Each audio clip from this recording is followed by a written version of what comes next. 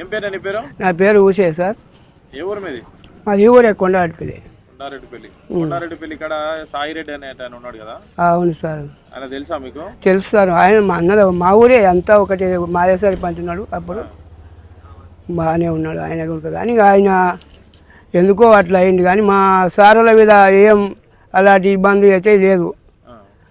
ఆయనది ఏదో ఆయన బాగా అది జగక్కాడి కూడా పోనే లేదు సార్. వీళ్ళు పెద్ద మంచిగా ఊళ్ళో దవాఖాన కట్టి మంచిగా చేస్తున్నారు. వాళ్ళు చేస్తుంటే ఆయన వారు లేక వీళ్ళకి మా సారుల ఈ సారుల వీరికి ఒకటి బంధన చేసింది. కానీ ఆయన వీళ్ళకి సంబంధమే లేదు. అది తమ్ముళ్ళు వాళ్ళు ఏం భయపడలేదు సార్. న్యాల మాట అది ఇంత బంధన చేశారు. కానీ వాళ్ళు అంకలకు వచ్చి చూసిన వాళ్ళు గారు, ఇక తొంగి చూసిన వాళ్ళు గారు అట్లాంటి మనుషులే కారు వాళ్ళు. వాళ్ళ తన అట్లాంటి బుద్ధులు లేవు. మంచి పనులు చేస్తారు వాళ్ళు, కానీ అట్లాంటి బుద్ధులు లేవు సార్. వాళ్ళు మంచి పనులు చేసి మన ఊరికి మంచిగా బాగుపడేటికి అందరికీ మంచిగా సమానం మంచిగా చేసారు మాకు. కానీ అట్లాంటి పనులు ఏం లేవు. ఈయన ఏదో ఒకటి బంధన చేయాలని చేసింది. కానీ మా సార్ ఈ సార్లు తప్పు లేదు. ఏ సార్ తమ్ముడు తప్పు కాదు. వాళ్ళకి సంబంధమే లేదు సార్. వాళ్ళకి సంబంధమే లేదు. ఏలాంటి సంబంధం లేదు. అది ఇప్పుడు వాస్తవానికి ఆయనకు జాగ ఉందా? అక్కడ జాగ ఉంది సార్. మస్తు జాగ. ఆయన వాళ్ళ ఇంటికి జాగ ఉంది ఉడక. ఇంత ఇడిచిపెట్టేది ఉడక. ఆ జాగాలది కానే కాదు. వెనకది అది గౌరవాన్ని పొలం. అది బాయి బొంద ఉంటే ఆ బాయి బొందల దవాఖాన కట్టి అందరి గురించి మంచిగా ఊళ్ళో మంచిగా ఉండాలి అని చేసిండు ఆయన. కానీ ఆయనకు జాగ ఉడక ఇంత ఇడిచిపెట్టారు. 5-6 ఫీట్ల జాగ ఉడికి ఇడిచిపెట్టారు. మంచిగా ఆయన జాగ ఊరికే అడిగినందుకు మాకు ఇంత అయ్యాంగా వనికి ఇది అట్లా అంటే అంత ఇడిచిపెట్టారు సార్. వాళ్ళు ఉడక ఇడిచిపెట్టారు. అట్లా ఉడక ఏం లేదు. దాని మీద ఉడికే ఇబ్బంది లేదు సార్. సంబంధమే లేదు సార్. ఈ జాగా గురించి అయితే సంబంధం లేదు.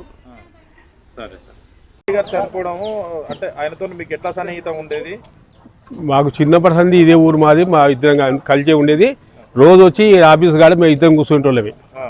ఈ టైం అయిందంటే అందరం మేము ఇక ఉండి మంచి చెడు మాట్లాడుకుంటా కూర్చుంటోళ్ళమే. చనిపోవడానికి కారణాలు ఏమంటారు?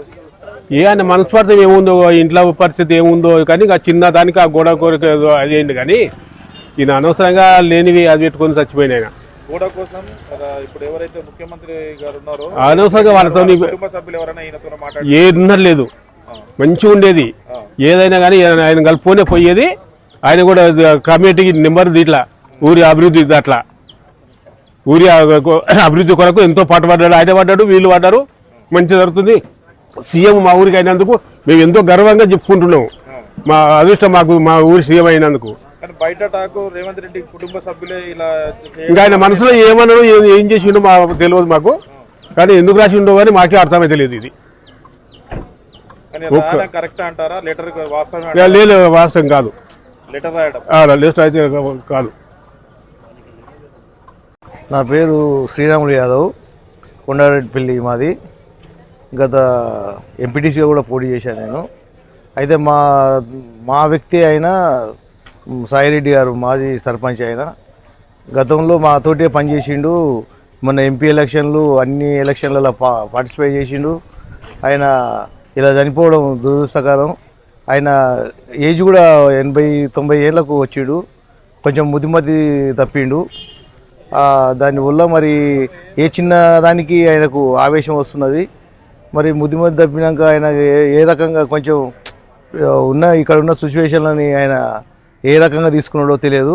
ఇక ఇవాళ రేపు ఎట్లుందంటే యూత్ ఉన్నారు కాబట్టి పెద్దగా పట్టించుకోకపోవడం కూడా జరిగింది.